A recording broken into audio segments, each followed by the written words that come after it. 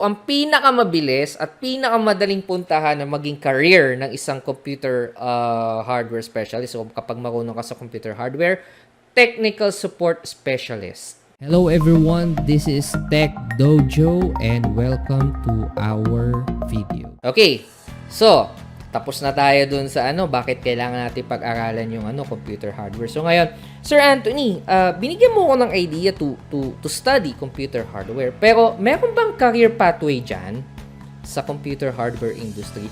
Kung sa software, alam natin, we have a mobile app developer, we have web developer, we have software engineers, we have solutions architect, diba? Siyempre, pagdating sa computer hardware, meron ding career pathway dyan. Pag-usapan natin. Okay, so let's talk about number 1. Okay, network engineer. Alright.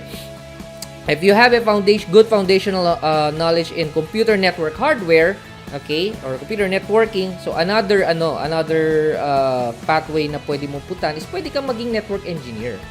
Okay? So anong ba trabaho ng isang network engineer? They focus on the infrastructure that allows computers to communicate. So computer networking, 'di ba? So, sa mundo ng internet ngayon, importante po ang computer network on how you're going to establish or how you're going to set up network from ground up to uplink. Diba? So, it will include setting up and maintaining network hardware, ayan, such as routers, switches, and servers. Okay?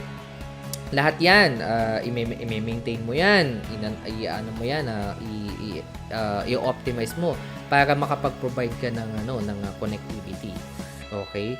So we make sure that the communication between the host or the network devices is reliable and secure within the organization o do sa kumpanya pinagtatrabahuan ninyo. Okay? So, that's one, network engineer. Sir, ano pa ba pwede naming maging career? So, ito mga common lang yung mga sinasabi natin, nag-uusapan natin. Siyempre, number 2, ang pinakamabilis at pinakamadaling puntahan na maging career ng isang computer hardware specialist. So, kapag marunong ka sa computer hardware, technical support specialist.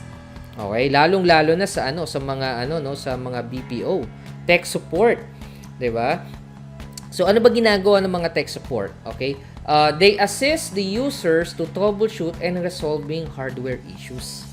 Okay? So, critical yung role nila. Kasi, they are the ones who give support to the end users na gumagamit ng computer system. Okay? So, they are the ones who are going to help the customers and the clients sa kanilang problema at tungkol sa kanilang computer hardware. Okay, their role is also critical in maintaining the smooth operation of computer systems and providing timely support to end users. Okay, maganda din ang maganda din ang payout niyan. Okay, so I have a friend na nag-work siya sa isang BPO as tech support. Ang pinaka starting rate niya 25k per month. Okay? So, yun ang starting rate niya. Hindi siya masyado magaling sa English, ha? Pero dadaan naman siya sa training for their English communication. And by the way, kung ikaw ay isang network engineer, ang isa sa mga mababang sahod mo, bilang network engineer is 50k per month. That's minimum. Okay? Ang saya, di ba? 50k per month. Not bad. O kung gusto mo naman, or for starters, pwede ka naman magsimula sa kalahati. Kahit 25k per month. Pwede rin naman. Technical support specialist. Okay, so let's move on. Pag-usapan natin, yung isa pa, pwede nyo maging career. Pwede nyo maging career yung system analyst. Okay? So ano ba yung system analyst? Diba?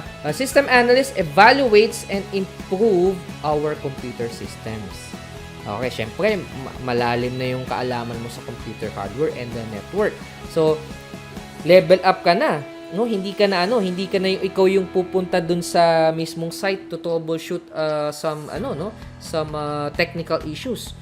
Ginagawa mo, you analyze the situation, you analyze the problem on your own home office or your own office. Tapos, meron kang mga tao, may mga tao ka under you, and then You just give them instructions and they're going to do the job for you. 'Di ba? So, another ano yun, no? Another thing na maganda, no? If you've learned computer hardware. So, mga nasa advanced level na yan. So, kaya possible na pwede mo maging sahod yan based dun sa ating mga ano, sa ating po mga friends out there. Okay, pwede yan pumalo ng 75K per month pataas. Okay, kasi analyst role ka na. Nasa senior level na yan. Okay? So, that's another thing, no? Na, ano, na pwede mo maging work dyan. If may mga topics po kayo na gustong malaman po at mapag-aralan, please type it in our comment box upang gawan po natin yan ng ating video. Don't forget to like our video, click the subscribe button at notification bell para makareceive kayo ng updates sa ating mga upcoming video. That's all for now and see you in our next video.